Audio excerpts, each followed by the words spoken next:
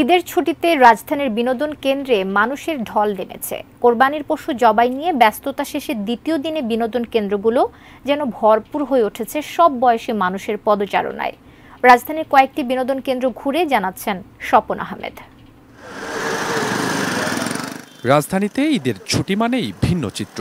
প্রধান সড়ক থেকে অলিগলি থাকে ফাঁকা, আর ঈদে বাড়ি না গিয়ে যারা রাজধানীতে থেকে যান তারা সময়টাকে লুফে নিয়ে ছুটে যান বিভিন্ন বিনোদন কেন্দ্রে। তবে সবচেয়ে বেশি ভিড় চোখে পড়ে মিরপুরের জাতীয় চিড়িয়াখানায়।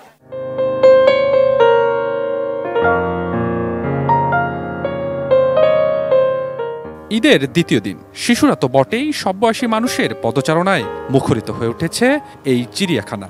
এখানকার বাঘ, মায়াবী হরিণ আর বানরের দুষ্টমিতে চোখে মুখে আনন্দ ছড়ে শিশুদের, এমনকি বাদ পড়েননি বড়রাও। হরিণ দেখছি, বাঘ দেখছি।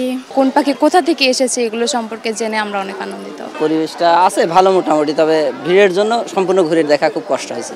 শুধু চিড়িয়াখানা নয়, রাজধানীর দিয়াবাড়িতেও ছিল একই চিত্র।